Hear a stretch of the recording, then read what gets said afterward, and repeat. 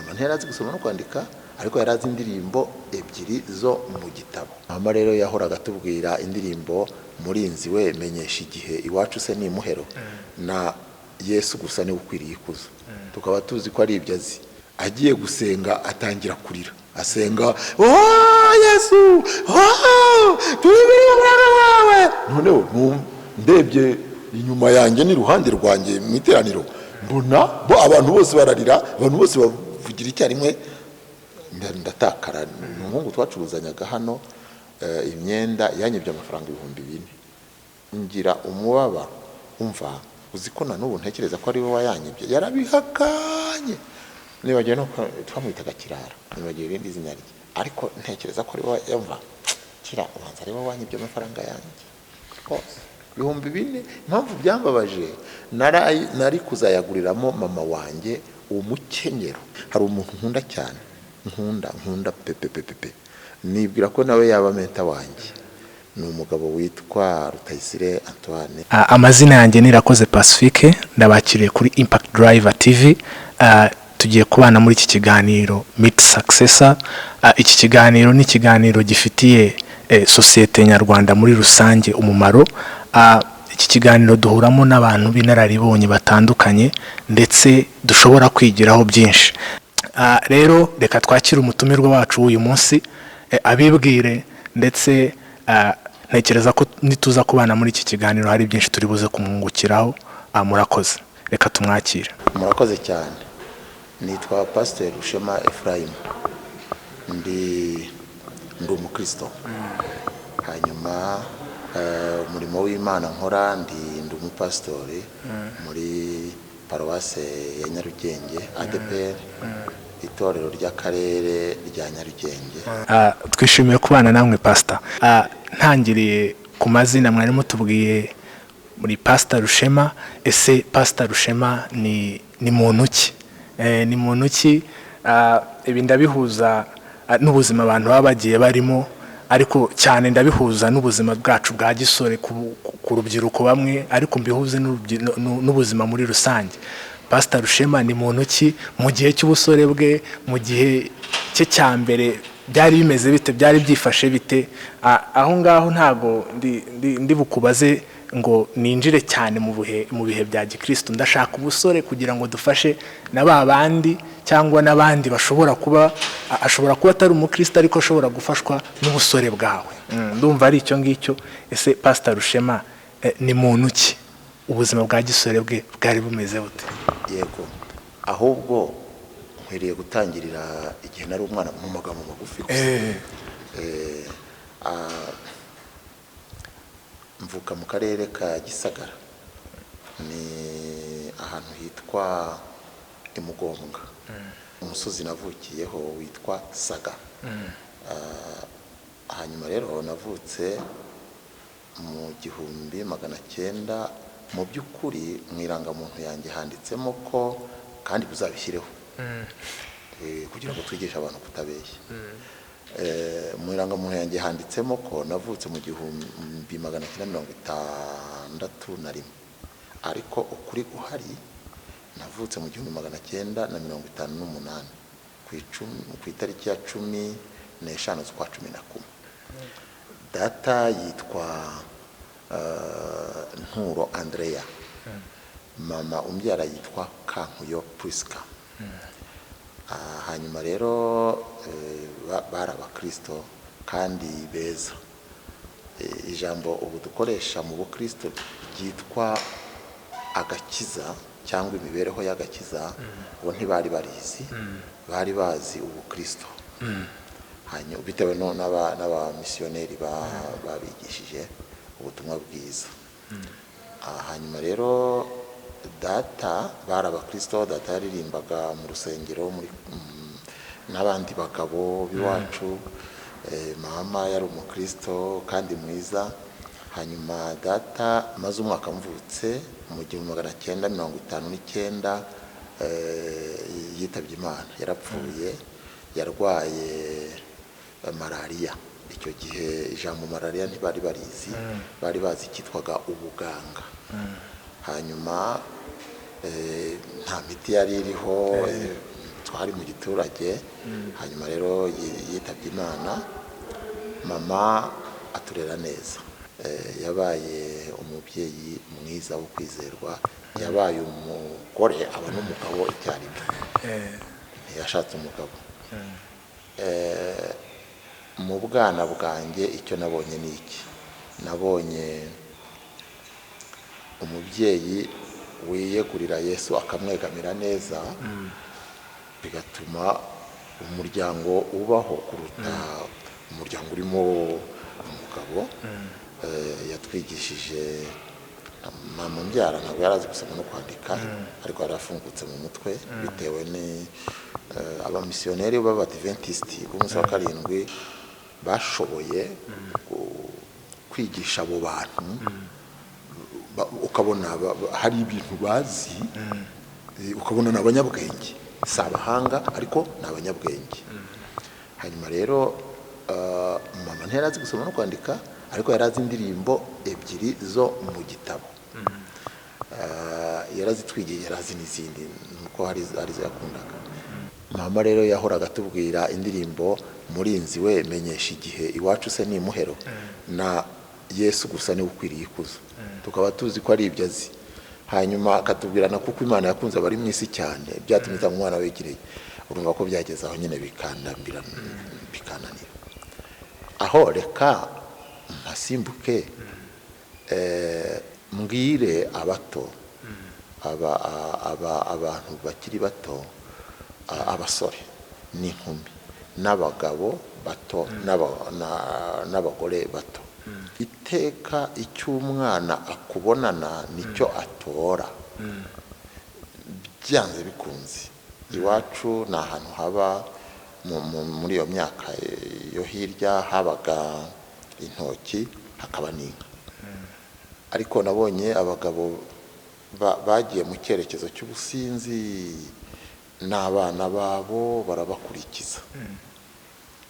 Nabonye abantu bagiye mu mibereho idafite ubutungane, n'ababakomotseho ntibagire ubutungane. Icyo nigiye kuri uwo mubyeyi n'uburyo yajyaga tujyana mu rusengero turi abana batoya tutabona icyo bivuze, byaduhaye kuzamuka tumwigiraho. Ntabwo data na mama aribo bampaye agakiza, ariko nka mama we, kubera ko bashiki banjye babiri bazi data neza, kuko turutana imyaka 2-3 mbese, ariko jyewe nzi mama neza. Simvuga ko ari we wampaye agakiza, kuko hari umunsi nakijijwe mfukamira Yesu, ariko urukundo rwo kuzahura na Yesu uwo mukecuru wanjye yarugizemo uruhare. Uko byumvikana bisa nkaho hari imbuto cyane ukura ku babyeyi yagiye ikura muri wowe by'umwihariko. Ndagira ngo twinjire mu gihe cyane cy'ubusore. Igihe cyawe cy'ubusore byari bimeze bite? Wabyitwayemo gute gutambuka muri icyo gihe? Kuko nk'ubu ngubu ntanze urugero, muri iki gihe turimo nk'urubyiruko, nubwo bavuga ngo nta ngoma itagira bubu, ariko ntekereza ko n'icyo gihe ari uko byari bimeze. Ubu ngubu cyane nkoresheje nka terme y'icyongereza, abantu benshi, urubyiruko rwinshi ruhugiye muri entertainment cyangwa music industry niko navuga, bagahugira muri za filme n'ibindi. Usanga ariho cyane bakinvolvinga cyane mu bintu bya social media. Usanga ariho urubyiruko rwinshi ruri kwisanga. Ndagira ngo dusangize mu busore bwanyu byari bimeze bite? Ese Rushema yagiraga indirimbo nawe akunda zari ziriho wenda icyo gihe? Hari izo wibuka, hari izo wumva? Nk'uko navuga nk'ubu ngubu urubyiruko nshobora guhitamo nkavuga ati mbwira indirimbo runaka iheruka, hari benshi bahita bamenya izasohotse cyangwa iziriho. Namwe byari byifashe bite? Ndagira ngo mudusangize ku makuru y'ubusore. Ndasaba abasore n'inkumi, ntukabeho mu buzima igihe cyose ubona urengeje imyaka 18, ntukabeho mu buzima udafite inzozi. Hari igihe tubura ijambo rikwiriye, ariko murambabarira, abanyamahanga mu rurimi rwa kinyamahanga tuvuga vision ou bien vision, ntabwo ari inzozi zisanzwe. Nari mfite inzozi nigeze kurota kera, narose kabiri. Narose ndi umwana mbona abagabo ngira ngo bari batatu bahagaze imbere yanjye mu ijoro ndota, baransekera. Umwe muri bo arambwira ati nzabana nawe, nzaguha umugisha. Biracyabitse ahangaha. Hanyuma rero ikindi gihe nararose ndota nkanuye, nari kumwe na mukuru wanjye dukurikirana Pastor Edison. Hanyuma twari turagiye, ndashaka kukubwira imibereho y'ubusore. Ndi umusore, icyatumye nkanguka nkakira Yesu, nkaramburirwaho ibiganza n'abakuru, nkamenya ngo uyu munsi njya ubwa kabiri ndihane, bituruka ku nzozi nigeze kurota ndi kumwe na mukuru wanjye. Abantu kwa data wacu, mvuka mu muryango mugari munini, ba data wacu sogokuruza ngo hirya yitwaga Kizungura. Abazungura rero bazanye na data wacu, na data batwara inkazi wacu, barazijyana.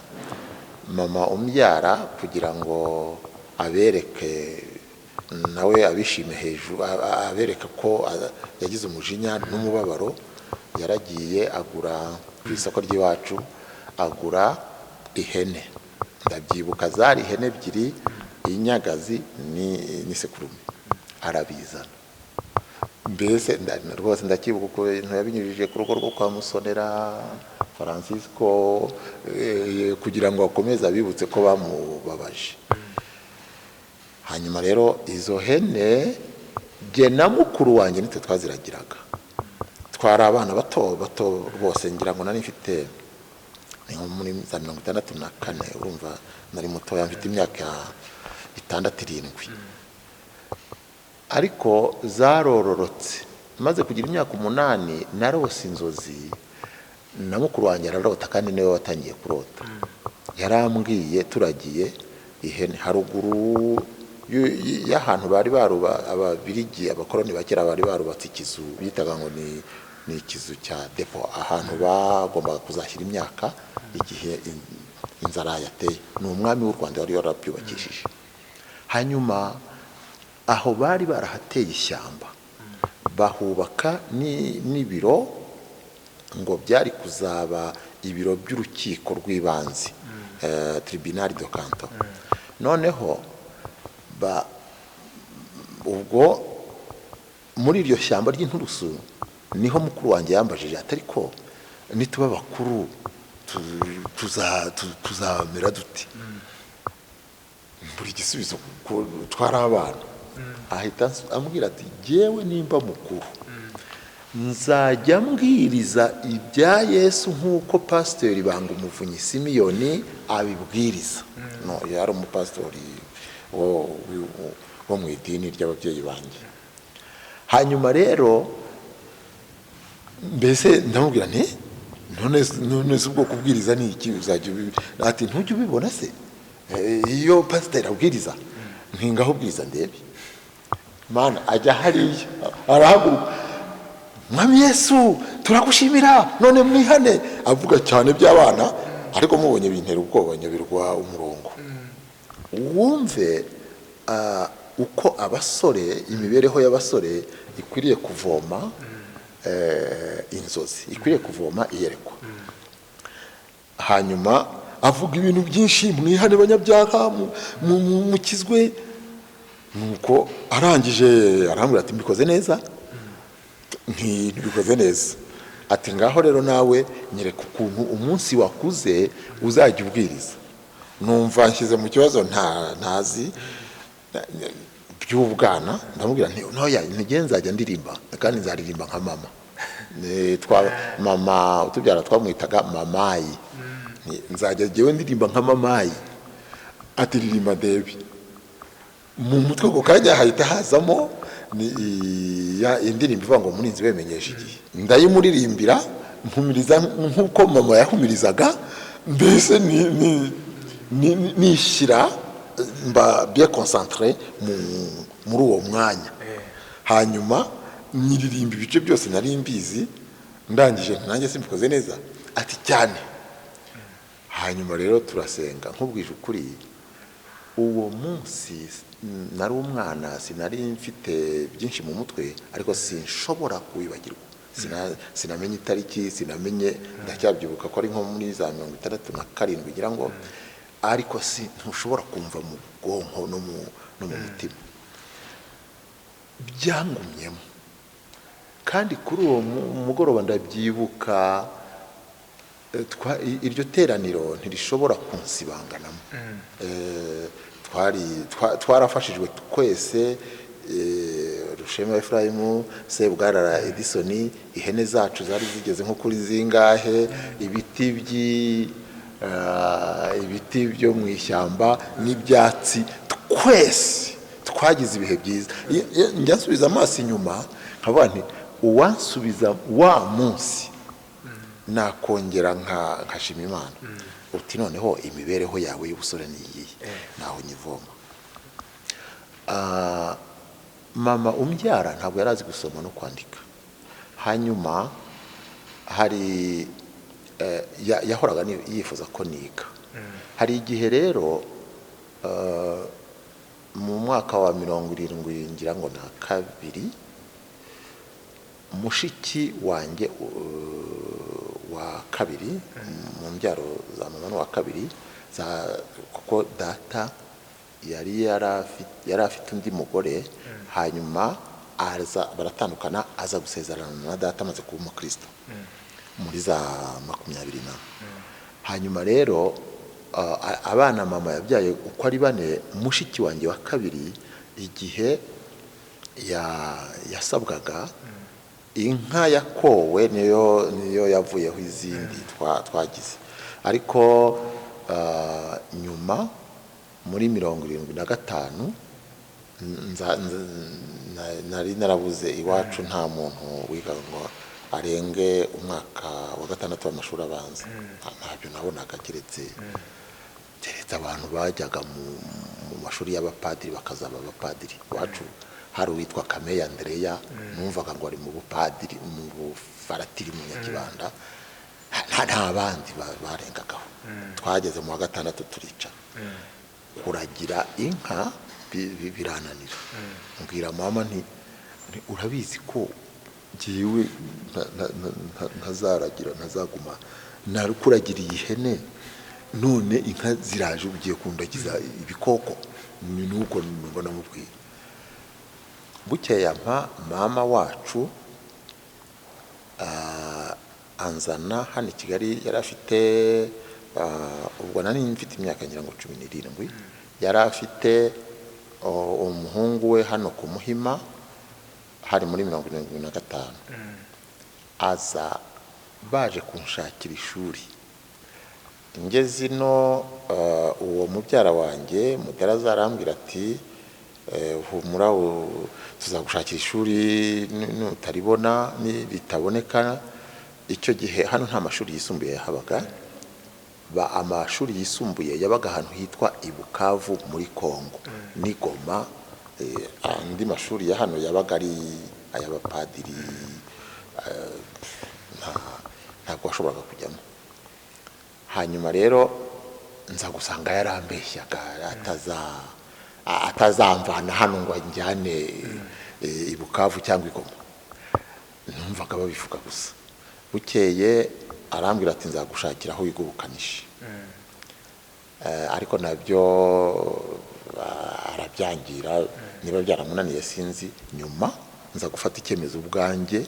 Hari umuntu nza hano hirya mu isoko, ntiga gucuruza caguwa. Ndayicuruza bitangira kugenda biza. ahantu mvuka bagiraga ingorane zikomeye. Iyo umuntu kera byitwaga ngo ni prefecture ya Butare, iyo umuntu yabaga ari umunyabutare yabaga afite icyaha mbese kwitwa umunyabutare byabaga ari icyaha cy'inkomoko cyane. Noneho rero abantu bose bacuruzaga caguwa babaga bitwa abanyenyanza, abanyenyanza n'abanyabutare. Hanyuma ubwo rero bakavuga bati abantu b'abanyenyanza da, ariko abo bantu bacuruzaga caguwa bakagirana ubumwe bukomeye. Noneho ubwo hari umugabo wari inshuti yanjye witwaga Sekamana n'undi witwaga Emmanuel, baramfasha ninjira mu gucuruza caguwa, nacuruzaga amashati. Ubwo rero nyuma nari umusore, nari ntangiye gusoreka, ariko za nyigisho mama yanyigishije zaranshizemo, nyamara narasigaranye za nzozi narose ndi kumwe na mukuru wanjye. Buriya hano muri iyi myaka hari ibintu byinshi bishobora kurangaza abakiri bato, ariko no muri iyo myaka yo hirya ibyo nabonye maze gukura 70, kuva muri 70 wenda na kabiri, kuko ariho navuye mu ishuri 71 ngira ngo, kugeza nko muri 82 nshaka umugore. Ibintu bishobora kurangaza abantu byari biriho. hariho abasore bafite ukuntu bigiraga, abasore banywaga amatabi, abasore bagendaga mu nk'inaha i Kigali habaga indaya. nta biriho bitahozeho. Wenda ubu ngubu hariho mu mbabarire simfite mu ijambo ryacu, ariko icyo twita conflit de generation. Ubu ngubu hariho ibintu byinshi bisatirana n'imibereho yo hambere, kandi wareba ukabona tugomba kubibamo byanze bikunze. N'icyo gihe byari bihari, abantu bari barangaye pe. Noneho umugisha nagize ukomeye, ntabwo nigeze njya mu bintu mu ndaya, mukuri sinigeze njya mu bintu byo guteretana n'abakobwa, kandi icyo gihe byari bihari. ntabyo. Hanyuma ahubwo nigeze kubana n'abantu b'abajura, nigeze kubana n'abantu b'amabandi barimo mubyara wanjye. Bagiye kwiba inshuro 2 ahantu, bansiga mu nzu, nari naratandukanye na Mudaraza.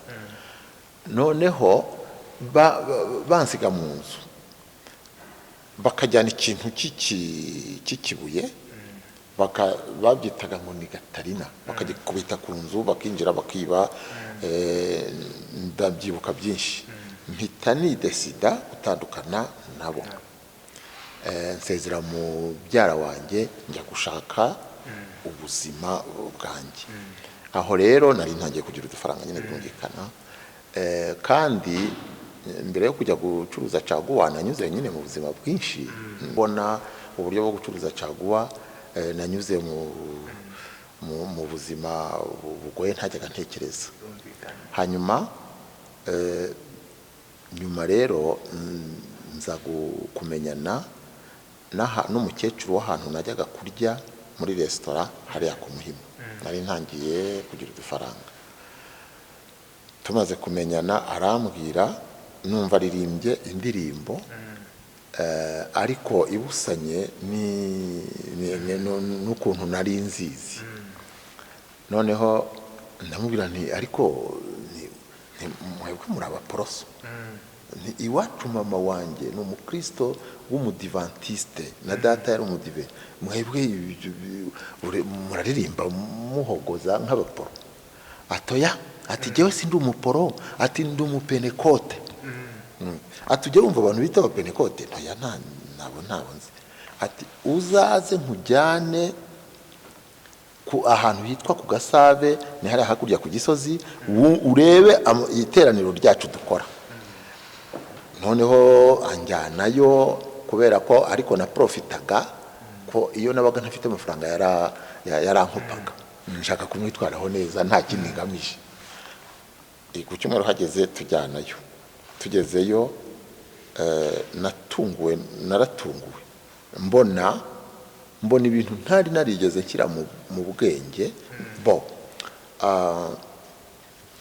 Nahuye n'umugabo witwa Yesu, duhura mu buryo ntari muzi, nari muzi mu buryo bwitwa idini, ariko Yesu duhurira mu buryo bwitwa agakiza. Abadukurikiye sinzi wenda niba iyo filozofi dushobora kugendana. Nari muzi mu buryo bwitwa idini nzi n'insina z'iwacu mama yashinganye zitangwaho 1/10, nzi n'ibintu n'imyifatire n'ukuntu mama yasengaga n'iwacu byose n'ukuntu twitwaraga neza, ariko tudafite Kristo Yesu. Uwo munsi rero nagiyeyo hari hayoboye umugabo witwa Ruvuzandekwe Herimani, umugabo muremure. Kera abagabo bagiraga imisatsi, wenda imisatsi kazaba imvi cyangwa igakurwaho n'uruhara nk'ukumeze, ariko Herimani n'ijambo yatangiriyeho ndacyaryibuka avuga ngo Mwami Yesu turi imbere y'uburanga bwawe niwe wayoboye iteraniro. Abantu namenye icyo gihe ni abantu babiri, ni umugabo witwa Herimani wari uyoboye iteraniro n'umwigisha watwigishije, ni batatu, n'umwigisha watwigishije witwa Pastor Kayihura Yakobo, n'undi musore ariko nabonaga akuze ngira ngo nta mugore yari afite witwa Nkinamubanzi Yohani, uwo yari mwarimu. Numvise ninjiye mu isi yanjye, ntumbaze ngo iteraniro ritangiye uko ryatangiye narabibonye, uko byatangiye narabibonye, ariko ntumbwire hagati uko byageze kuko nabonaga ubwami bw'Imana. Gusa nabaye deranje mbonye uko basenga. Noneho ubwo babwiye uwo muvugabutumwa, uwo mwarimu witwaga Nkinamubanzi Yohana, bari abarimu babiri, umwe yitwa Mathias Bimenyimana, undi yitwa Yohana Nkinamubanzi. Babwira Nkinamubanzi ngo nasenga, agiye gusenga atangira kurira, asenga Yesu tubibiri wawe. Noneho ndebye inyuma yanjye n'iruhande rwanjye mu iteraniro, mbona abantu bose bararira, abantu bose bavugira icyarimwe, ndatakara, numva ibyo ari byo, numva iryo dini sindi burikunde, ariko ndebye ukuntu mbese baririmbye n'ukuntu batwigishije no gutanga amaturo n'ukuntu bafite umutima usa n'Imana, ndabakunda. Ariko amasengesho yabo aranyoberwa ibyo ari byo, ariko twasohotse numva mu by'ukuri nabakunze. Mama Michel ambajije dutashye, ndamubwira nti ibintu byanyu ariko ni byiza, ariko icyo nayobewe ni uko musenga. Ubundi usenga ararira, ubundi Imana singira ngo iba ahantu hafi ku buryo ushobora kuyisenga ikakumvira aho ngaho, wajya kuyisakuriza no kuyiririra. Arandeba araseka, murumva nyine yaransomaga mu bitekerezo. Hanyuma rero ku kindi cyumweru nabwo yarongeye aranyibutsa tujyanayo. Ku cyumweru cya gatatu niho nafashe icyemezo. Ubwo ni hari mu kwezi kwa karindwi mu 1976. Nari mfite imyaka 18 ngira ngo 18. Noneho mfata icyemezo ndavuga ariko iri dini nzajya nza kurisengeramo rwose. Inyigisho z'abapentekote nazibonyemo icyanga, nicyo uyu munsi twita ngo umwuka wera. Uburyo bashobora kukuririmbira iyo ndirimbo ikaza ikinjira ukumva yinjiye mu mutima, irakuremesheje, uburyo bashobora kukwigisha ugatahura, uburyo bashobora kukubanira kwera imbuto. Ubwo ndababwira ibyo nabonye kuva mu 1976 kugeza nko muri 81 ububyutse aho bwatangiriye. Hanyuma rero abo bantu bari bafite urukundo, bana banjye babwire rwose, namwe murakijijwe, namwe muri muyobokamana, ariko hari ikintu uyu munsi tutakibona. Njya numva bamwe bagiha amazina, bamwe bakacyita agakiza ka kera, abandi bakavuga ngo ni agakiza k'umwimerere. Oya, nimureke jyewe nkite ngo urukundo rwa mbere. Abo bantu se wagira ngo bari na benshi? Twari abakristo bake, twari abakristo bake. Ese ibyo byavuye he? Igihe rero nari maze kwiyemeza kuvuga ngo nzajya nsengera mu Pentecote, ntabwo nari nkijijwe. Ni decision, ni icyemezo nari niyemeje, ndavuga nti oya, iri dini banza rero ryo ryajyanye n'umuntu ku Mana. Hagati aho ngira ngo ni Umwuka Wera wagiye anyigisha. Naje kumenyana n'umusore nakundaga cyane wari umutayeri witwa Gashugi Gerard. Anjyana ahantu hari korali yitwa La Fraternité. Hanyuma ariko wari umuryango w'ivugabutumwa witwa umuryango w'abasoma Bibiliya mu Rwanda, Ligue pour la lecture de la Bible. Noneho aho hari umugabo w'umwongereza witwa Peter Gilbo, yadukoreshaga ikintu cyitwa étude biblique. Uwo muntu niwe mu by'ukuri watumye mvuga ngo ariko urabizi, ngomba kuba umuntu witandukanije, bien déterminé, mbese nkaba umurokore. Kuwa gatandatu tukajya kwiga étude biblique kuri uwo mwongereza kwa Peter Gilbo. Yari azi n'ikinyarwanda, n'umugore wazi n'ikinyarwanda. Ise umubyara niwe wanditse Bibiliya iyi ngiyi dufite. Nyuma amaze kwitaba Imana, uwo Peter Gilbo niwe wayikomeje, akaba ari nawe wanditse indirimbo zitwa ngo indirimbo zo gushimisha Imana. Yari umugabo mwiza rero, yari atangiye nyine gukura, ariko yari ageze mu myaka 66-68. Hanyuma Gilbo rwose anyerera imbuto, iyo korali nkajya nyijyamo, ariko ku cyumweru ntibuka kujya ku Gasave. Ku cyumweru nyuma ya saa sita, aha hirya y'iyi nyubako hari indi nzu umuzungu yari yarubatse, twayisengeragamo ku cyumweru nyuma ya saa sita. Umunsi umwe rero haza umugabo witwa Munyabarame Evariste, ngira ngo n'uyu munsi aracyariho, atwigisha ijambo ry'Imana, Luka ibice 17 umurongo ngira ngo no 22 niba nibuka neza, havuga iby'ababembe 10 bakijwe na Yesu.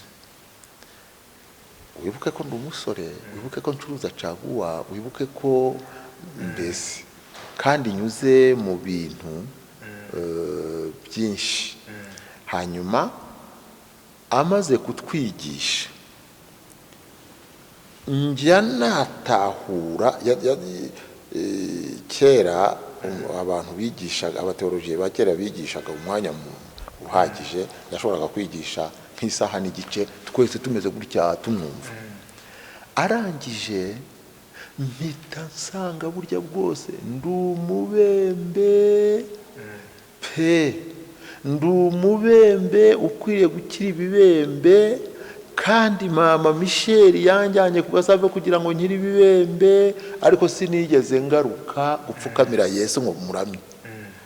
Mbese urumva yasobanuye neza iryo jambo, ndakanguka. Aza guhamagara abashaka kwihana bagakizwa. Ndagenda ndapfukama.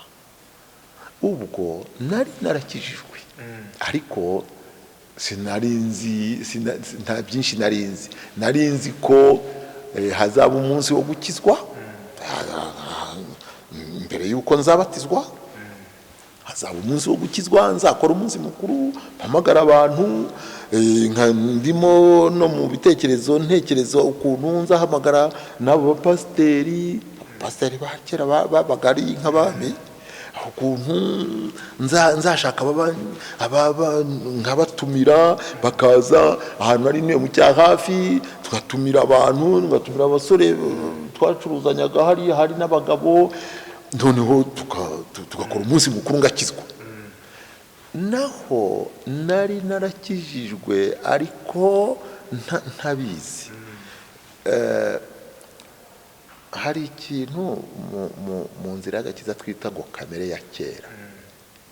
Kamere ya kera nari narayitaye, ntabwo nakuriye mu bintu by'inzoga cyangwa kunywa amatabi cyangwa iki, ariko nari umuntu ndimo nsoreka, naratekerezaga,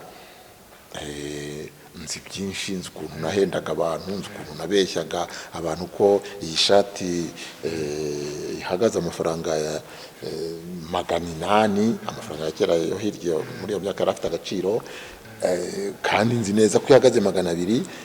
Ibyo bintu byose nari ndimo ngenda mbikura mu mutwe wanjye. Umunsi mfukamira Yesu, Munyabareme yigishije iryo jambo, nibwo niyemeje, ndavuga nti Mwami, ndaje unkize ibyaha byose ntarinzi, hanyuma dukomezanye. Birumvikana ko bisa nk'aho hariho urugendo rw'agakiza nyirizina rwari rutangiye, ariko ndacyashaka kubaza hagati aho ngaho, mbere y'uko urugendo nyirizina rutangira, hari ikintu nabanje kukubazaho ukarinda kubaza, mbese muri icyo gihe cyawe tubihuje n'iki gihe n'uburyo urubyiruko rubayeho, wowe hari ibintu nubwo wari umukristo cyangwa nubwo hari igice gitoya wari ufite cyo kumenya amakuru wenda nakita y'ijuru, hari ibyakwatiraga, hari nk'izo ndirimbo zari zihari aho ngaho wakurikiranaga. Ese ndagira ngo bise nk'aho biri open ku muntu wese abashe kumva ati se uru rugendo rwanjye rumeze rute. Ndaza kukubaza mu kanya no ku rugendo, mbese utangiye wenda muri icyo gihe uvuye mu gihe cy'ubusore, wowe umutambukanyi wawe byagenze bite?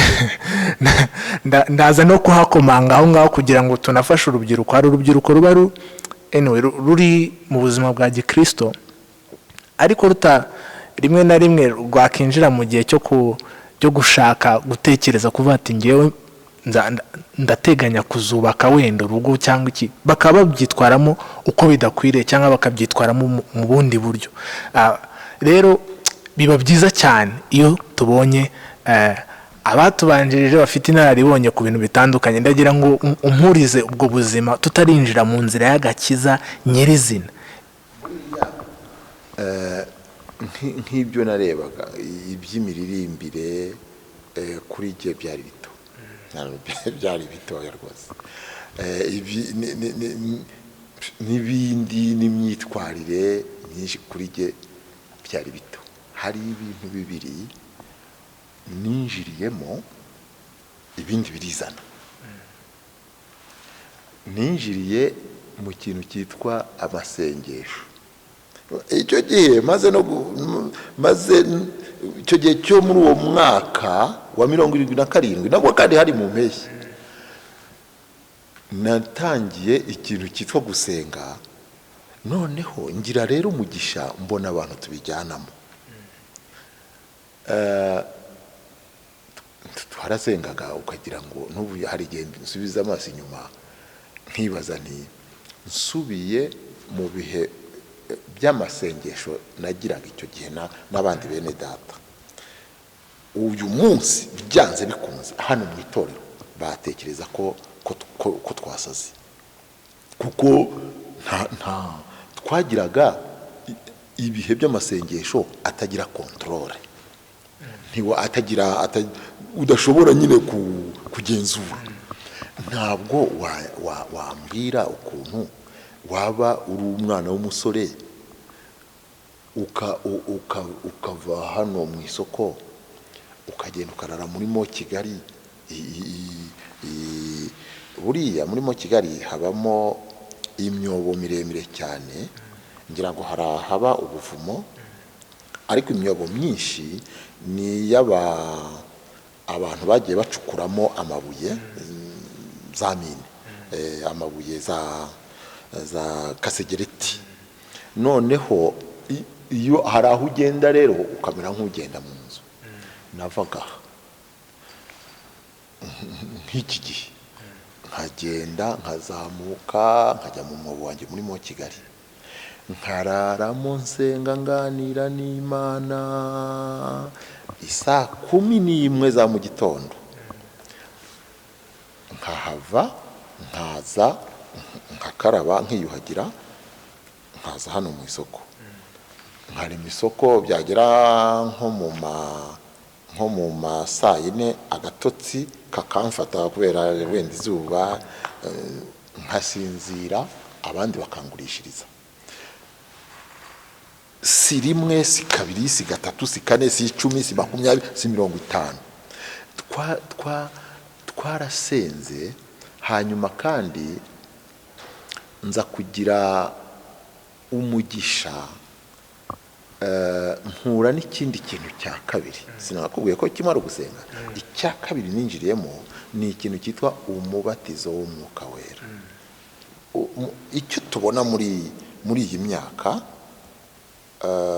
abantu ntibitaye kuri icyo kintu cyitwa umubatizo w'Umwuka Wera. Umubatizo wo mu Mwuka Wera ni uburyo Imana ikwambika izindi mbaraga zigushoboza gukora mu bihe byose uri harya connection iki, uri uhuje neza na Kristo Yesu. Nabatijwe mu Mwuka Wera muri icyo gihe, ariko gihe nabatijwe mu Mwuka Wera ari ku cyumweru. Hari umuhungu twacuruzanyaga hano imyenda, yanyibye amafaranga 4,000. Ngira umubabaro, umva uziko na n'ubu ntekereza ko ari we wayanyibye. Yarabihakanye, nibagiye no twamwitaga Kirara, nibagiye irindi zina rye, ariko ntekereza ko ari we yumva kira ubanza ari we wanyibye amafaranga yanjye rwose 4,000. Impamvu byambabaje, nari kuzayaguriramo mama wanjye umukenyero. Yari yaranyihanangirije ati nuza kunsura uzanzanire umwenda nzambara tugiye mu materaniro. Bakoraga ngo ibyo bita ngo ni amateraniro makuru. Hanyuma ndambika amafaranga 4,000 munsi y'amatora yanjye. Icyo gihungu twararanaga cyabonye nyashyiramo, kandi yari umupagani mubi, niwe wayibye kuko abandi. Hanyuma ndababara bingera mu mutima nyine. Amafaranga 4,000 byari yo muri 77 byari nk'ibihumbi 200 by'ubu, iyo ukurikije ku idolari ryavunjaga icyo gihe. Noneho birambabaza, hari ku cyumweru, hanyuma turanatongana, mbisi banyitaga murokore. Birambabaza. Nibwo rero naje mu iteraniro numva ntameze neza. Twari abasore, higisha umugabo witwa Pastor Mbuzuko ngira Gaspari. Hanyuma ahamagara abantu bashaka kubatizwa mu mwuka wera. Nanjye mpaguruka mvuga nti Mana mu mwuka wera kugira ngo kirara amafaranga yanjye yibye rwose nzashobore kubana nawe byemere. Ndaza ndapfukama, ukuntu nabatije mu mwuka wera byasaba ikindi kiganiro, ariko aho naho nahakuye imbaraga n'uyu munsi mu by'ukuri nizo negamira nkumva ndacyari wa wundi, nkumva mbese. Hanyuma rero maze kubatizwa mu mwuka wera twarasenze. Korali yari yaravuye ku Gasave tumaze gutaha urusengero hano, hanyuma ari abantu bakeya bavuzaga akagoma. Icyo nigeze nkubwira ngo agakiza kanjye kagirana isano n'isoko igera hirya ku nyigisho mama yajyaga anyigisha. Mama yajyaga aririmba na bashiki banjye na mukuru wanjye tukaririmba nimugoroba, nkumva uyu munsi muri terime tekinike muri terime tekinike z'umuziki tubyita musique sacrée. Umuziki wera, umuziki werejwe ku ruhimbi rw'Imana. Uwo muziki rero mama yarawuzi, hanyuma niwo wankuruye, niwo wankomeje. Kandi ngeze muri ADPR nasanze uwo muziki nubwo bawukoraga ku rugero ruto ariko niwo twakoreshaga, kubera ko muri ADPR hari umupasiteri wari waranditse igitabo cyitwa indirimbo z'agakiza. Ni umupasiteri witwa Zakariya Senzigi. Hanyuma amaze kuzandika zasaga neza n'izo najyaga numva iwacu, zasaga n'iz'umuzungu witwa Peter Giribo w'umwanglikani yajyaga akunda gucuranga muri akorodeo, mu cyuma mu nanga yitwa akorodeo. Noneho ibintu bya muzika ya gikristo biranyuzura, ariko igihe natangiraga kwinjira mu itorero n'igihe cyose cy'agakiza kanjye sibyo nahaye umwanya imbere. Ikintu nahaye umwanya imbere ni ugusenga. Twatangiye rero twatangiye mbese gusenga bitagira rutangira. Hanyuma ngira umugisha, mbese ngira umugisha wo kuba ikimenywa bose. Hanyuma urumva nabatijwe muri 70, jewe nabatijwe ntizi, nakijijwe mu by'ukuri muri 76, ariko mbatizwa muri 78 kubera urusengero rwa rutarabona ahantu ho kubatiriza, icyo twita Yorodani. Bajyaga kubatiriza mu ishyamba hariya muri Nyabugogo, bagatinda Nyabugogo, noneho bakabatiza abantu muri ayo mazi. Jewe numva rwose ntabishaka, ariko tukabishyigikirwamo n'uwo mugabo w'umumisiyoneri. Avuga ati urusengero ko ngujuje ni mureke tuzakore ikintu cya pisine, turaje kubyita Yorodani nyuma. Noneho tuzajye tubatirizamo mu mazi meza, mu bintu tuzakore pisine yo kubatirizamo iri mu rusengero. Ni niyo twategereje. Umubatizo wa mbere nta nubwo jewe nabatijwe hari yashyizemo amazi arakama, akamye yigama yari yo gushyiramo amakara.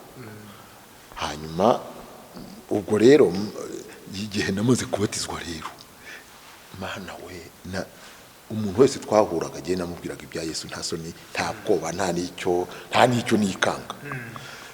Noneho ngira umugisha abapasitori baramenya. Hanyuma rero hari ahantu naje guhurira n'abasore baririmbaga, bari bafitiye ikintu cyitwaga ngo orchestre. Ubwo nasimbutse ibintu n'ibindi, ngeze muri 78. bari bafite orchestre yitwa ngo Kimisagara Jazz. Icyo gihe byari bifite agaciro utagira ngo byari bifite agaciro pe.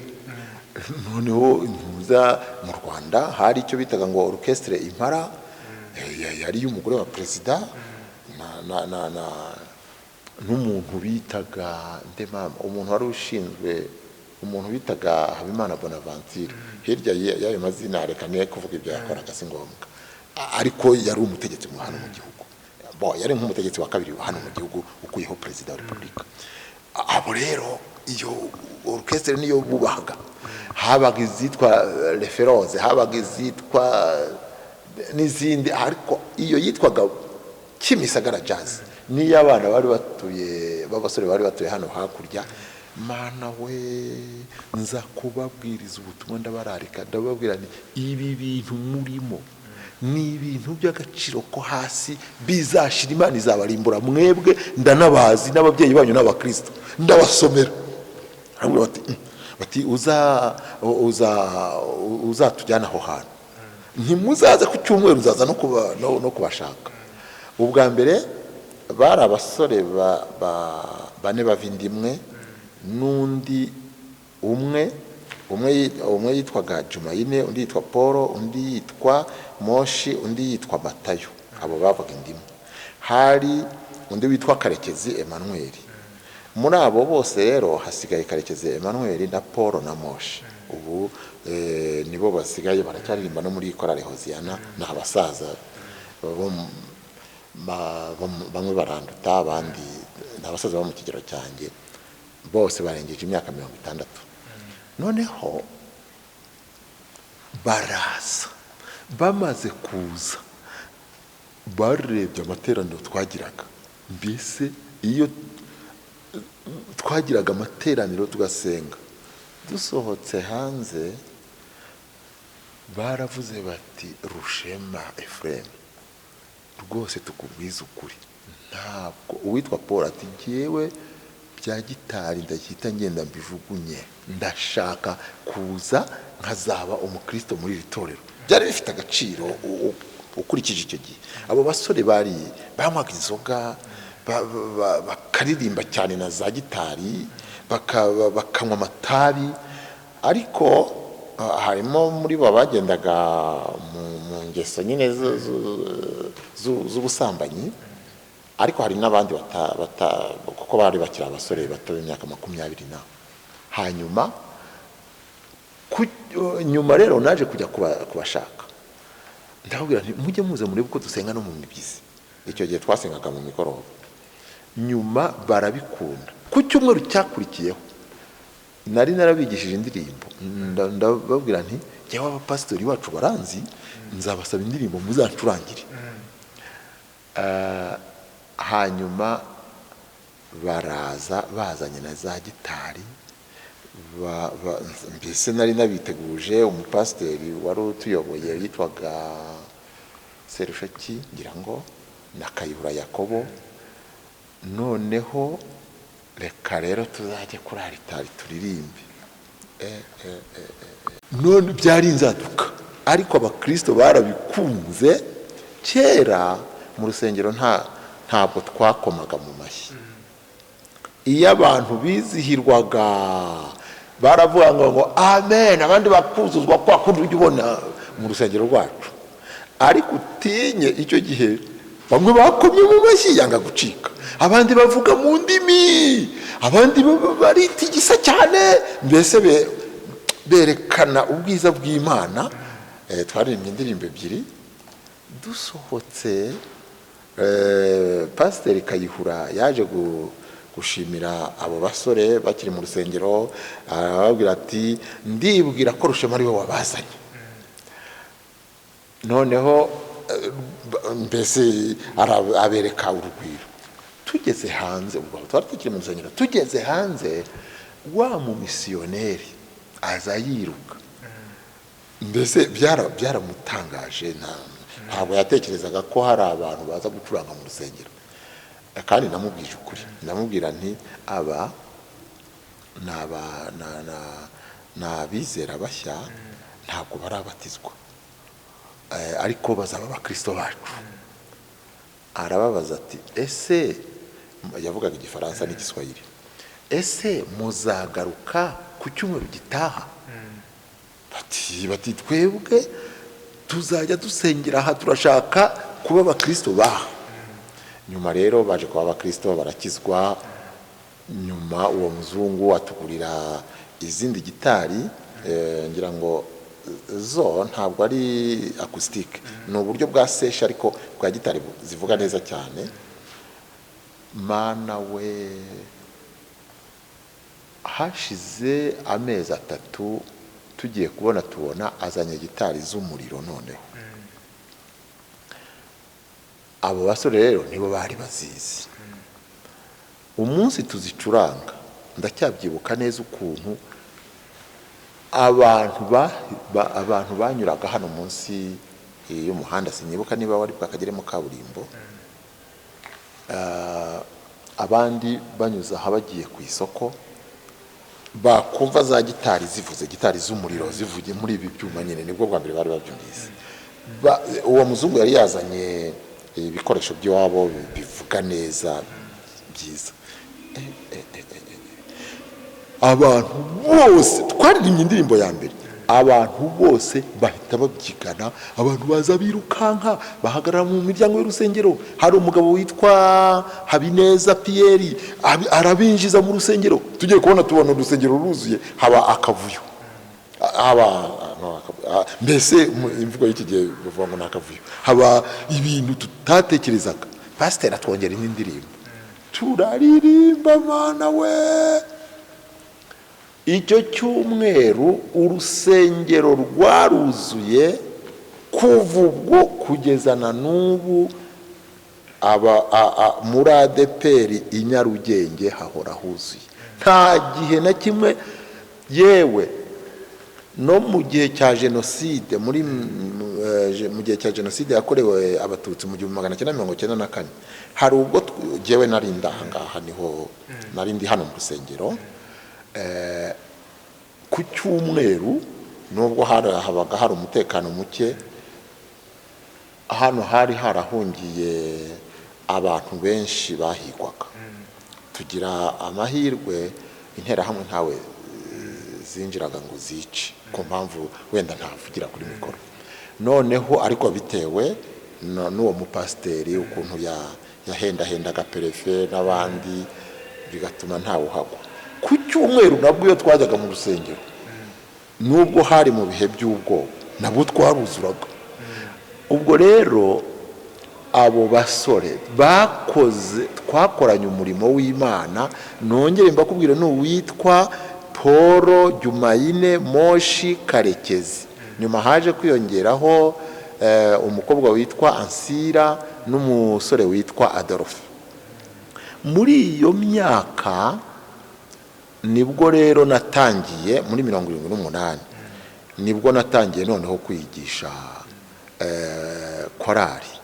Nta bumenyi bunini nari mfite, ariko umugisha nagize, hari ishuri rya muzika ry'abanyasuwede riba muri Tanzania ahantu hitwa Bukoba.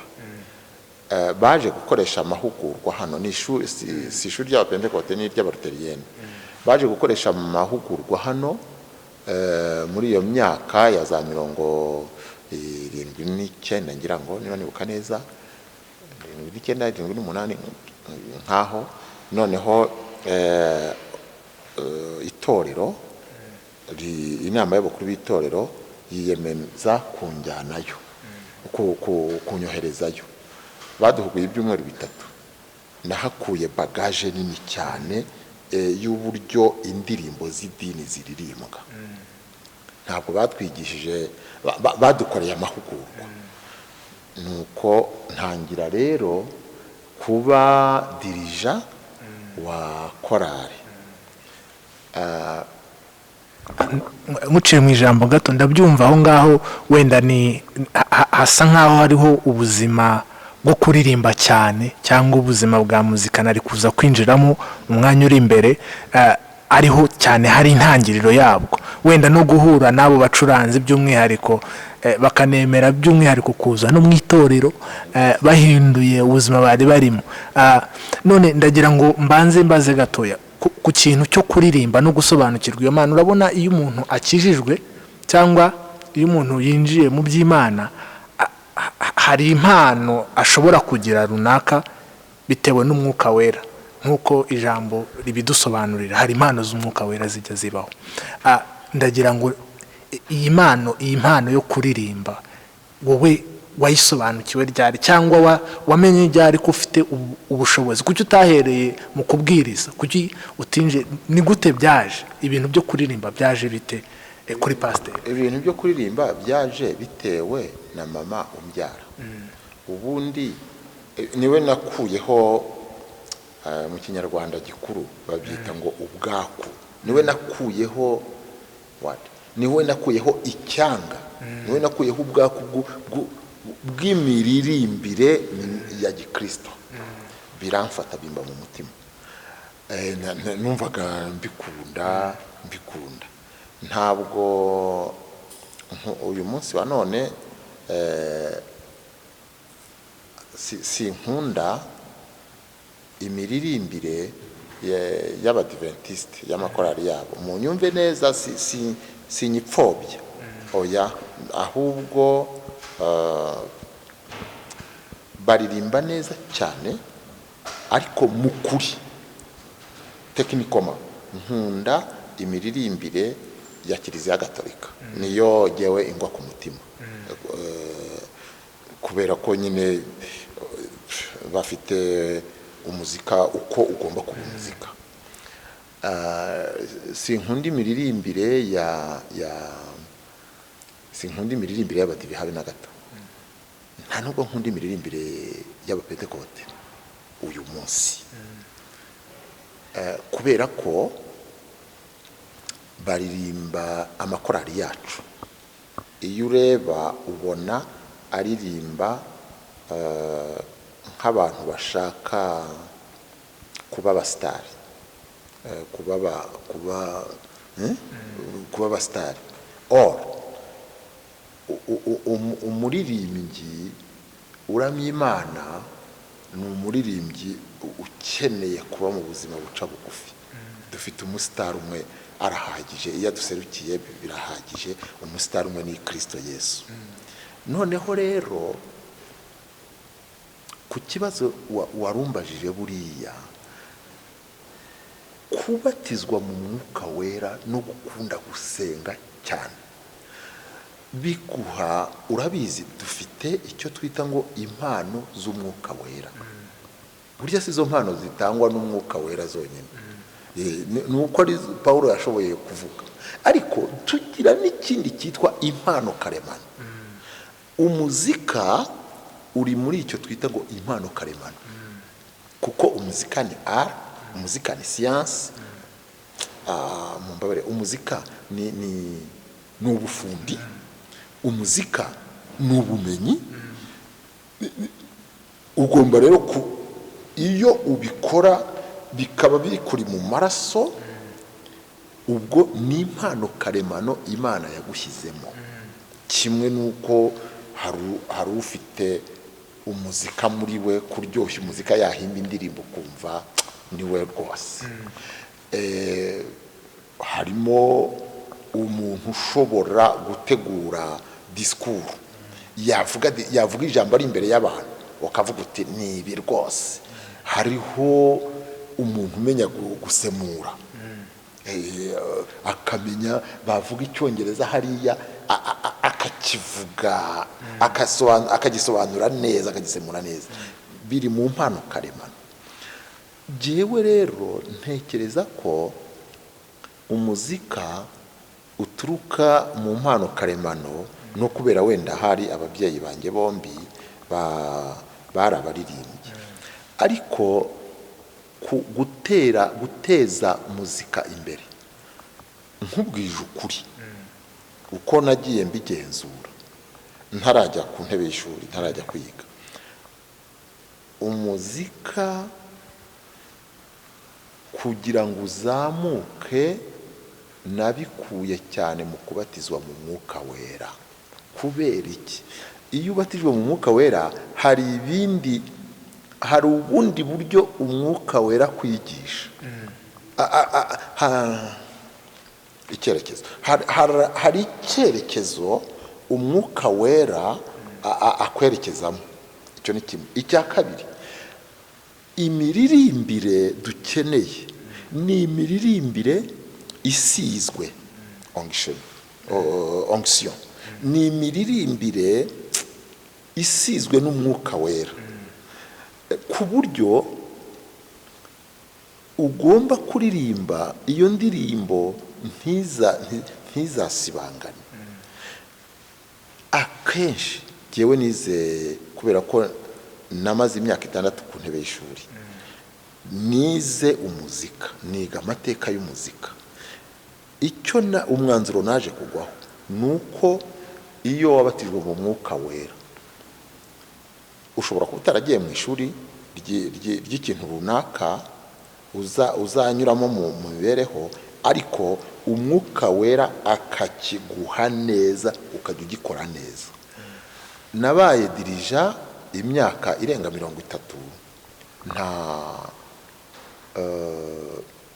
nari ntarajya mu ishuri uretse amahugurwa y'abo bantu bo muri Tanzania n'ay'Abafaransa bigeze kuva ahantu hitwa i Bordeaux, baraza banjyana Cyangugu, bamara n'ibyumweru 2, tuvayo banguye bansabye umuvugizi, bambwira yuko bazanjyana iwabo nkiga imyaka ngira ngo 3, nkaza ndi umuntu wagirira akamaro itorero. Nyuma rero ntibyaje gukunda, ariko nta ahandi nagiye mvoma imiririmbire y'ubuhanga ku bantu nabanye nabo. Hari umuntu w'umuririmbyi mwiza witwa Rwaje Onesphore, ubu ni umwepiskopi wa Eglise Anglicane, ariko ubu yagiye mu kiruhuko cy'izabukuru. Turirimbana muri fraternité, yari umuhanga cyane, azi gusoma amanota y'indirimbo. Hari n'undi mupastori wacu muri ADPR witwa Bakundukize Jacques, avuye mu mirimo ya société publique, yaje kujya ku Gisenyi, aba umwarimu mu ishuri rya Bibiliya. Ubu yagiye mu kiruhuko cy'izabukuru. Yarazi niwe nakuyeho kumenya cyane kurusha Rwaje, kumenya gusoma solfège zo mu bitabo. Hanyuma rero mbifatanya n'uburyo buriya hari ukuntu iyo ukunda gusenga, kandi rwose bana banje mu nyumve, iyo ukunda gusenga hari ukuntu Imana iguha ubwenge bwiza. Iyo ukunda gusenga ntuba mu mpaka, iyo ukunda gusenga ntuba mu bintu bibangamye. Iyo utaba mu bintu bibangamye rero Imana irakwegera. Ikizabikwereka, uzasenge amasengesho y'iminsi 3 ku bakunda gusenga bigirije ubusa, cyangwa se wenda barya nijoro, ariko uzasenga amasengesho y'iminsi 3, nuyirangiza ku munsi wa 3 uzumva ukuntu uzaba umeze, uzaba wumva n'isi wayiterura. Aho rero niho kenshi ubwiza bw'Imana bukunda kuzira, Imana ikakoryanta mu mikorere myiza. Imiririmbire uyu munsi turimo turabona imiririmbire y'abastari, y'abastari yinjiye mu nsengero. Turimo turabona imiririmbire yo kurushanwa. Ntabwo tubona imiririmbire izana abantu kwa Yesu, kandi ntitubona imiririmbire iramya Imana. Ubitandukanye n'ibyo tukunze kubona mu nsengero nyinshi cyane bavuga ngo worship team, kuramya no guhimbaza. Ubitandukanye, kuramya wa mutima uramya wa mutima uri konegite n'ubwami bwo mu ijuru. Uyu munsi wa none ntitubona indirimbo zo ku gicaniro, ntitubona indirimbo zo ku gicaniro pe. Baravuza za gitari bakakoma mu mashyi bakabyina cyane, ariko wabyitegereza ukabona zibuzemo icyanga gikomoka mu mubatizo w'umwuka wera. Nubwo mbivuze mu magambo menshi, ariko ahari isoko, nubwo wenda mu by'ukuri naje kugeraho nkiyemeza kujya kwiga. Ibintu byose bituruka mu kwiyemeza. Njya kwiga teoloji byaturutse mu kwiyemeza, mvuga nti ntabwo jyewe sindi umupasiteri, ariko singomba kuba mu bintu umuntu ashobora kumbaza ibintu nkamusobanurira mu buryo bw'umwuka gusa. ndavuga nti oya, nzajya kwiga idini. Njya kwiga muzika nabwo, nubwo wenda hari umuntu nanyuzeho, ariko ni icyemezo nafashe. Ndavuga nti hatoya ntazajya nguma mu bintu byo mu kirere. Buriya rero hakenewe iki? Hakenewe ko abaririmbyi bacu, urubyiruko rwacu, biga gusengana Imana umwete, bakiga gushaka umubatizo w'umwuka wera. Icya gatatu, bakiga ibintu birigwa, ibintu byose ubona ubu iyi nzu yubatse gutya kubera ko hari umuntu wicaye ku ntebe y'ishuri, iriya ho parleri, iyi mikrofone yawe, iyi kamera, ibi byose byakozwe byaturutse mu mashuri. Hanyuma naje kujya kwiga, nza kumenya noneho aho ibintu bipfira naho bikirira. Ntekereza ko tuganiriye byinshi kuri iki kintu kirebana n'inzira yo kuririmba cyangwa n'ubumenyi mu kuririmba, ndetse n'impano yawe. Wenda by'umwihariko nakubaza akabazo gatoya, mbese buriya wandika indirimbo ya mbere, wanditse iyihe ndirimbo? Ni iyihe ndirimbo wakompoje ya mbere? Ubimpurize n'ukuntu wenda mu magambo magufi wabaye muri Hoziyana, winjiye muri Hoziyana, uburyo yatangiye, ubimpurize mu magambo magufiya, turebere hamwe. Mbese umuntu iyo afite impano ashobora kwibyaza umusaruro, kuko ntekereza ko muri Hoziyana hari umusaruro runaka utumye tukumenya n'iki gihe benshi wagizemo uruhare. Indirimbo ya mbere natangiye, indirimbo ya mbere nanditse, nyobora inzira izangeza mu rurembo rw'ijuru Siyoni, ngira ngo ni ya mbere. Nyobora inzira izangeza mu rurembo rw'ijuru Siyoni, ni wabatangiye urugendo bazahererwayo gakondo. Ngira ngo niyo ya mbere, kandi niyo nigishije korali. Noneho buriya korale, ntabwo korale Hoziyana abantu bibwira ko yatangiye muri iyo myaka. Ntabwo ari byo. Korale Hoziyana yatangiye kera, itangijwe n'umupasitori wacu Kayihura Yakobo n'umugore we, ndetse na pasiteri Mbuzuko Ngira Gaspard n'umugore we. Ibyo ni pasiteri Kayihura Yakobo wabimbwiye ahagana mu myaka za 1968. Igihe rero yewe nakizwaga, bari batarabona abantu benshi. Korali yabaga irimo abantu nka 18 nkaho. Hanyuma mu by'ukuri tumaze kuviga sabe tuje hano, urusengero rwuzuye, nabwo byari nkabo. Yatangiye umunsi mbese korali yagutse ku munsi twatangiye gucuranga za instrument, noneho tukaririmba tunacuranga. naho yatangiye kwaguka.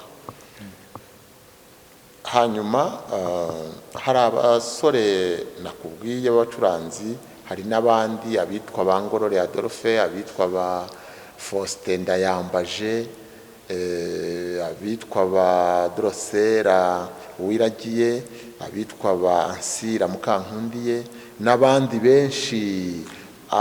Abo bantu binjiye muri korali icyo gihe twari tutarabona ububyutse bunini. Abantu baraje benshi, ariko Hoziyana mu by'ukuri yagize uruhare runini cyane mu kugira ngo umwuka w'Imana yarayikoresheje. Nahimbaga indirimbo, twari abanditsi babiri b'indirimbo, jewe n'undi witwa Rugemangenzi Martine. Hanyuma hari n'indi myaka, sinzi ari imyaka ingahe, ariko hari indi myaka twari dufite undi muntu witwa Kabera Svensson, yaje kuva ino ajya mu Bufaransa, ni naho yapfiriye. Hanyuma nitwe twigishaga indirimbo, ariko nigewe wari uri hejuru. Hanyuma indirimbo ntigishaga, nabonaga umwuka wera zikoresha inshuro nyinshi, na n'ubu ndabikora. Iyo maze kwandika indirimbo, ngiye nandika indirimbo mu buryo bubiri, nkora text, narangiza nkakora na solfège ku mpamvu yo kugira ngo ntazibagirwa. Urabona mu myaka izi telefone zirikodinga zije vuba, ariko mu myaka yo hirya iyo wahimbaga indirimbo ntikugume mu mutwe, warayibagirwaga. Ngira ngo muri ADPR nibwira ko ari gihe wadukanye ibintu byo kuririmba indirimbo nkayandika mu manota ya solfège, kugira ngo n'undi uzaza azi gusoma ubwo buryo, azi gusoma amanota ahite ayiririmba. Turi kugenda tugana ku musozo, kuko hari utuntu nkatungahe nimva nakubaza tw'amatsiko. Ese wowe kwandika indirimbo urayihabwa? Hari ukuntu umuntu avuga ati ngewe indirimbo naryamye ndayirota, cyangwa hari ahantu inspiration y'indirimbo igikunda guturuka? Buriya wowe nubuhe buryo inspiration y'indirimbo? Inspiration irizana, ishobora no guturuka ku mpamvu nyinshi. Buriya rero iyo uhimba indirimbo, ijwi melody ishobora kuza, icyo gihe nicyo twita impumeko, nicyo twita inspiration. Ijwi riraza ukaryumva, ukiga kurishyiramo amagambo bihuye. Iyo urangije wandika bya bimenyetso twita amanota. Icyo gihe rero umumaro wo kwandika ibimenyetso twita amanota ni ukugira ngo utazabyibagirwa, cyangwa se igihe runaka n'uzaba utanahari, abazasoma indirimbo wanditse, niba warayanditse mu gitabo, abazasoma iyo ndirimbo bazayimenya. Urugero ni nk'uko uyu munsi Saint François d'Assise yanditse indirimbo, yandika mu Kilatini, ariko kubera ko icyo gihe harimo haza ubuhanga buke bwo kwandika amanota, kubera kubikwa muri ya manota yagejeje mu mwaka w'1500 ingahe, Martin Luther ayikura mu Kilatini ayishyira mu Kidage. Bakomeza kuyandika muri ya manota ya solfège. Nyuma Peter Giribo ayikura mu Cyongereza ayishyira mu Kinyarwanda. Uyu munsi dushobora kuririmba do re mi do mi fa so do ti la so do ti la so do so fa mi fa so do do so so fa mi fa so fa mi re do, ukayishyira ugakora rya jwi ukarishyiramo amagambo y'ikinyarwanda. Noneho wigeze no kumbaza utese ujya urota nk'indirimbo? Rwose nigeze kurota indirimbo rimwe, iyo melodi insigaramo, insigayemo. Ndabyibuka nari mu gihugu cya Afurika y'Epfo, mbese ndota melodi, hanyuma nza kuyishyira nkangutse ingumamo, ndabyuka ndandika solfeje yayo, ndabika ndijegera.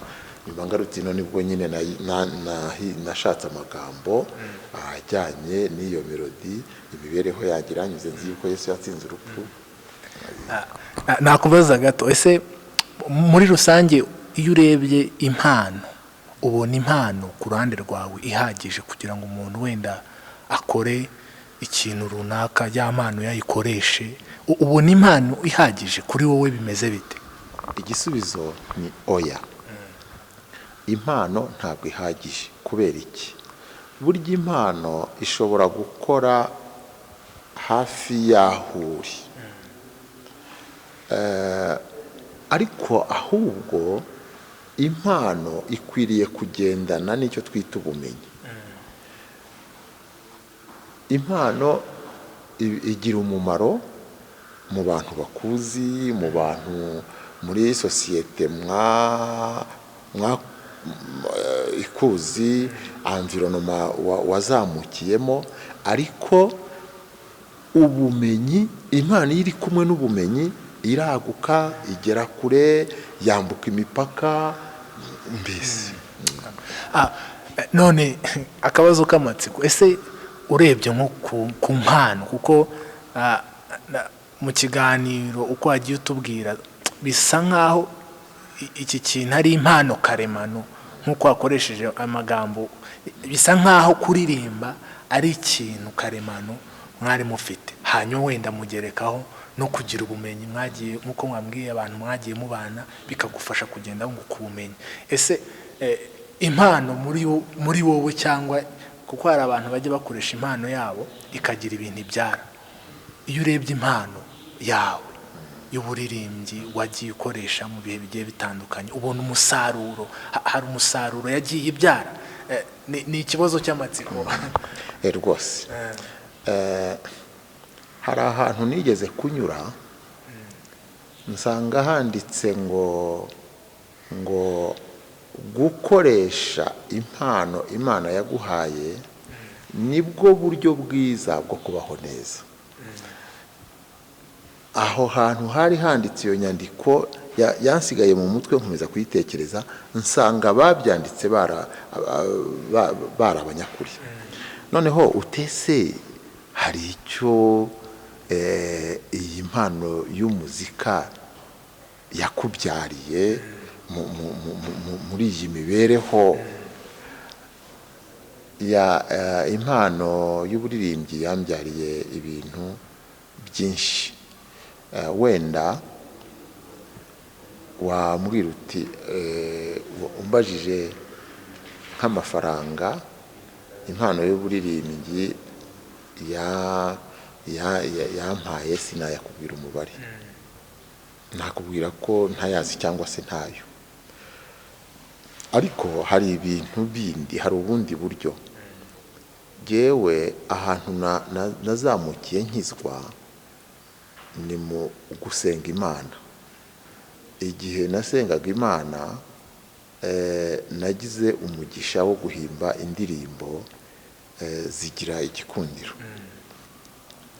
Inyungu ya mbere, burya iyo ufite igikundiro mu bantu, nta kintu utageraho ubishatse. Ari nacyo jewe rwose nsaba urubyiruko, haranira kubana neza n'Imana mu bintu Imana.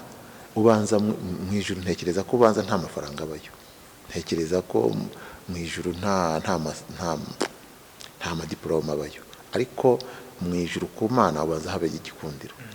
Iyo ugize igikundiro ku bantu ntacyo utageraho. Ubu ntabwo nafashe indirimbo ngo arizo nahimbye, arizo nahimbiye korali, kuko nanjye ndirima no ku giti cyanjye. Ntaho numva nzi nigeze njya mu bitaramo nkashyiraho amatike kugira ngo abaza kundeba ndirimba bishyure. Uko numva mbitekereza, ntabwo nigeze na rimwe ngiraho ntumirwa nkababwira ngo muzabanze mumpe aya mafaranga. Inshuro nyinshi ndibwira ko ntazabura abambera abahamya. Inshuro nyinshi bagiye bantumira, nkagenda nkaririmba, narangiza ngataha. Ibi bintu by'imiririmbire bibamo n'amabanga menshi. Njya kwiga, kujya njya aho ntumiwe nijyaniye itike yanjye yo kuza kungarura. Byatewe n'ahantu henshi nagiye njya, mu mutwe ntekereza ngo bari bushobore kuntahana, bari bushobore kumperekeza, ntibabikore. Ntabwo nari nzi ko bishobora kuba bituruka mu bushake bw'Imana.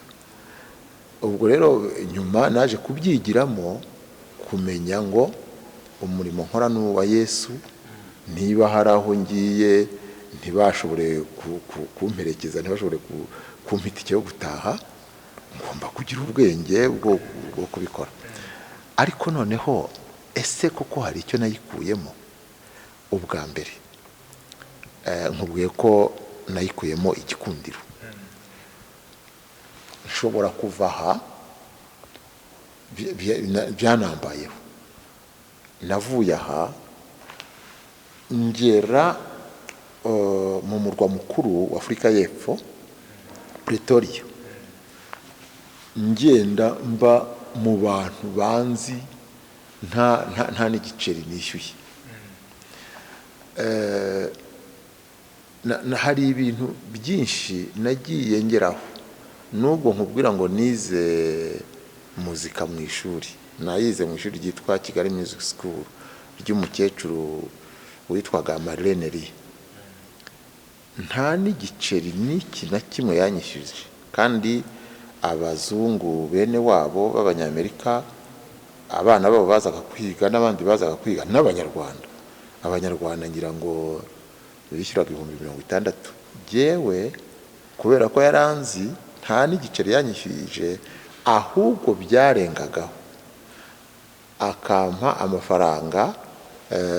Ikigo cy'iwabo cy'abamisiyoneri muri Texas cyitwa ngo Semina, cyohereza abamisiyoneri, yari yaracyandikiye aravuga ati mfite umunyeshuri, ni umugabo arubatse, yitwa Ephraim Rushema, ntabwo nshobora kumwaka ikiguzi. Barengaho, Abanyamerika bateye ukwabo, barengaho bakampa bakanyishyura, kandi abandi twigana. Uko byumvikana, mu bigaragara byo impano hari ikibyara.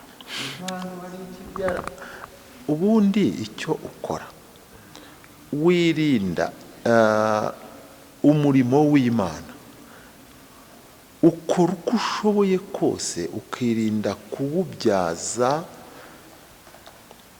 ukora uko ushoboye kose muri wowe, ukirinda kuwugira igihahisho, ahubwo ukawukora uzi ngo Imana nkorera izi ubuzima bwanjye izambeshaho. Jewe nijye wabanje guhimba indirimbo zacurujwe muri ADPR, Korali Hoziyana, mu mwaka wa 86. Twabyitaga kasete ya mbere twasohoye yavuyemo amafaranga 1,500,000. Umuvugizi w'itorero, nari mpicaye nakoraga muri ADPR icyo gihe, umuvugizi w'itorero wariho icyo gihe aravuga ati turashimira rwose korali Hoziyana, rwose nta wigeze avuga uwo muntu wabigishije witwa Rushema. Turashimira Imana yuko iyi kasete ivuyemo. Icyo gihe yari menshi, yari icyo gihe idolari ryavunjaga amafaranga y'u Rwanda 60, 55. Uyu munsi bara ku gaciro k'uyu munsi. Noneho rero biragenda, rimwe nigeze gukora indirimbo zanjye bwite, nzikorera muri studio yari ahangaha, abazungu bari barashyizeho. Umuvugizi azumvise yanga ko zihita, ariko nyuma naje kugenda ndamwinginga, ntawirana, ariko nyakubahwa umuvugizi, ariko ubu waba uzi amafaranga mu mpemba, mwebwe mu mpemba amafaranga nk'ay'umuzamu. Icyo gihe umukozi muto y'abaplanto n'iki bakoraga 5,000. none waretse nkikorera kasete.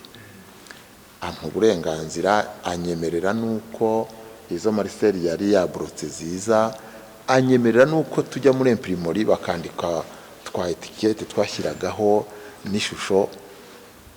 Icyo gihe nahise amafaranga nakuyemo nubatsemo inzu nziza cyane.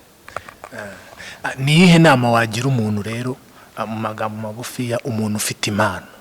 Ni nk'iyihe nama wamuhereza? Kuko u Rwanda rufite abantu benshi, ari urubyiruko, ari abakuru bafite impano zigiye zitandukanye. Ni nk'iyihe nama wabahereza? Inama nabahereza, icya mbere ni ukuba abantu bemera guca bugufi, bagakorana n'ubuyobozi bw'itorero mu buryo bwose. Icyo ni kimwe. Icya kabiri ni uburyo nakoresheje nabageraho nanjye inama.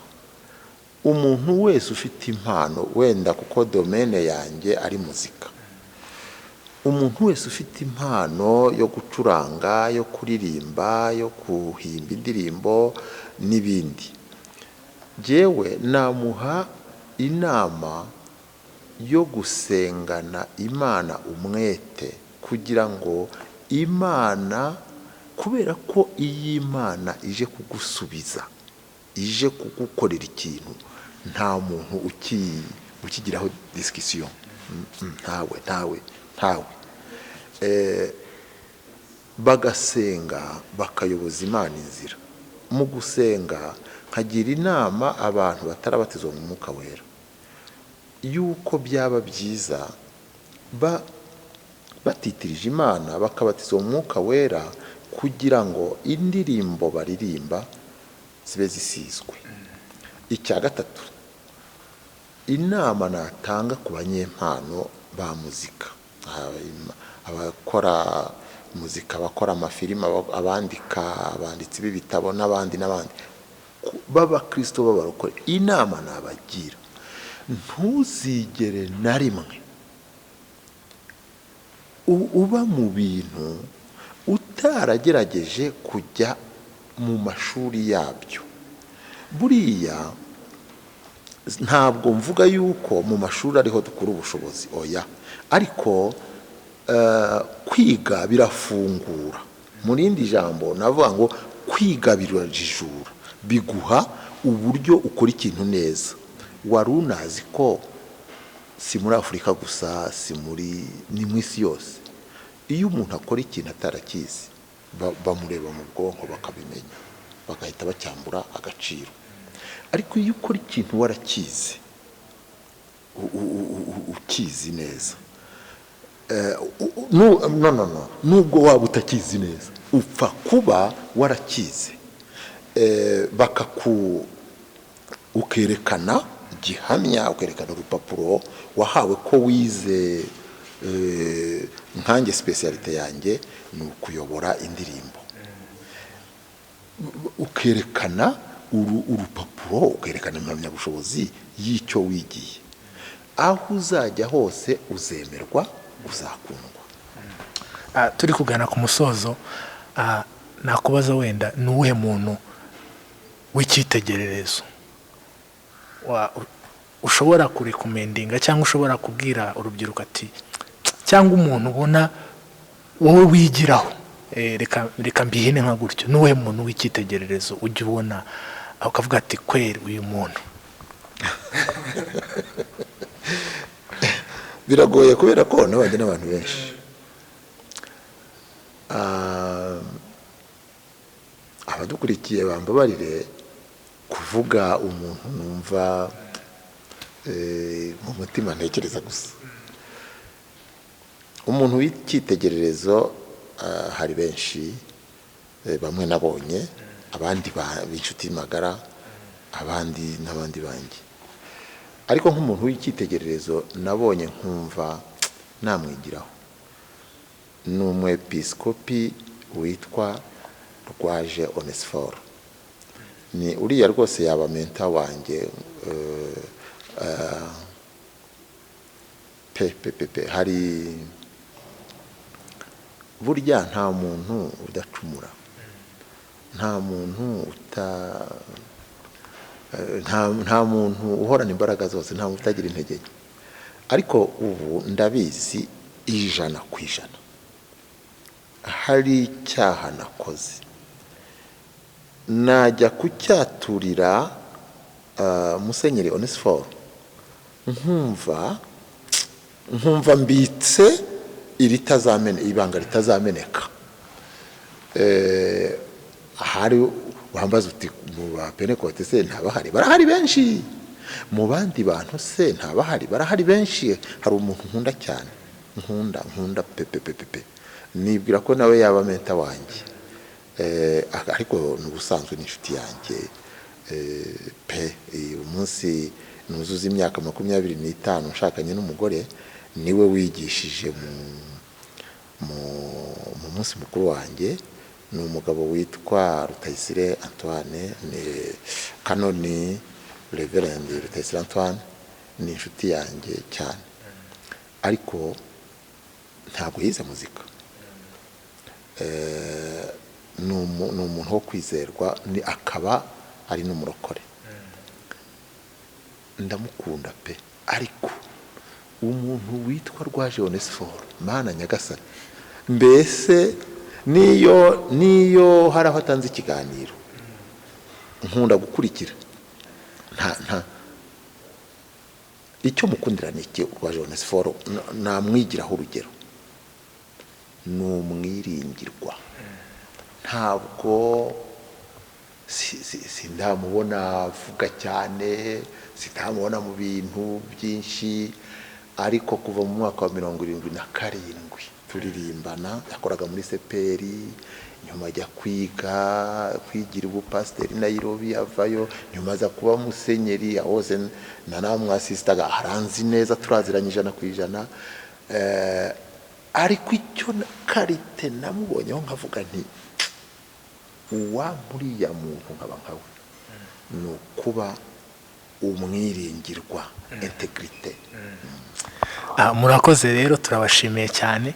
Nakakubajije nk'umunyamuzika, injyana ujya ukunda cyane, injyana ushobora guhimbamo, injyana wumva ikubangukiye ukunda cyane, wigeze kubikomoza bati abakatolika hari ukuntu baririmba, bura hari classic, hari n'ibindi. Niyo nayitoye. Hari za jazz, hari n'izindi njyana. No, ibyo mwita injyana muri terime tekinike z'umuzika tubyita inganzo, ariko nzi ko abantu barabyitiranya style and rhythm. Noneho rero style nkunda cyane ni classical numva ni wo muzika wanjye. Hari abantu bagiye bakora umuzika uri classique, nibyo numva, niba ari ukubera ndi umusaza simbizi, niba ari ukubera ibya kera simbizi, ariko niga mu ishuri isomo ry'uyu mukecuru ry'amateka y'abaririmbyi b'abateolojiye yatubwiye umuntu umwe warwanyije inyigisho za Billy Graham z'umuvugabutumwa uherutse gutaha mu ijuru witwa Billy Graham. Uwo musore yari umwana w'umupasiteri, ari umubatiste, hanyuma yadukana injyana style yitwa rock and roll. Hanyuma kandi iyo style batangiye kuyikoresha mu myaka za 59, ariko vuba aha yarushijeho ndetse bongeyemo n'icyo bita blues. Izo ni style zikoreshwa mu busambanyi no mu zindi ngeso mbi zikomeye, kandi urubyiruko rw'iki gihe rurazikunze.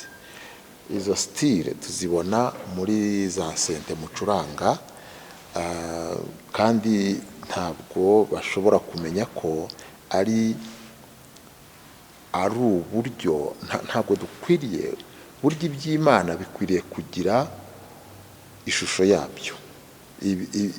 Ibiryo by'Imana, urugimbo ruza gutarwa ku gicaniro cy'igitambo rukwiriye kugira impumuro yarwo. Ntabwo ukwiriye gufata impumuro y'urugimbo rw'intama rwagenewe gushyirwa ku gicaniro rugatwika rugahumurira Uwiteka neza. Ubwo nagiye mu isezerano rishya ngo hanyuma nugenda ukazana urugimbo wakuye ku mpongo narwo uruzanire uruvuga uti narwo Imana irarukunda. No, izi style nyinshi zikora mu buryo badashaka kwerekana ko zikoreshwa mu ngeso mbi z'umwijima. Hari style nk'izo nkubwiye za blues. Ubwanjye niboneye umukuru w'idini rya shitani acuranga rock and roll, ko ariyo njyana ye. Namubonye kuri televiziyo ya TV1 witwa Kenisia amunyujijeho, na Kenisia yahise avuga ati nimurebe ibyo mu nsengero bacuranga, dore kwa shitani nibyo bakunda. Ntabwo dukwiriye na gato. Buriya mvuga ngo abahimbyi b'indirimbo, abacuranzi, abaririmbyi bakwiriye kunyura, abartiste b'umuzika bakwiriye kunyura mu cyanzu cyo kwicisha bugufi. Mba nshaka kuvuga ibintu byinshi. Iyo unyuze mu cyanzu cy'umuzika wa classique cyangwa se mu muzika uyu muzika dukoresha muri izi ndirimbo, tuvuga style ya tonic solifa, kuvuga kuririmba igice inyikirizo ukongera ukaririmba igitero. Ibi biruta kugenda tuvoma mu style zikoreshwa mu bumaji, biruta kugenda tuvoma hirya no hino style zikoreshwa mu busambanyi, style zikoreshwa mu bintu byinshi, mu businzi. Rero umuzika rwose jewe numva unywa ku mutima ni umuzika wa classique, kubera ko ni umuzika w'ubwenge. Murakoze cyane, nabashimira kubw'ikiganiro tugiranye, kandi ntekereza ko kizagira benshi kigira umumaro. Iyi ni Impact Driver, ifasha sosiyete nyarwanda mu gusobanukirwa ndetse no kumva ibyabagirira umumaro bituma batera imbere, bakagira ikindi kigero bageraho, haba ku bakijijwe haba ndetse no ku badakijijwe. Murakoze.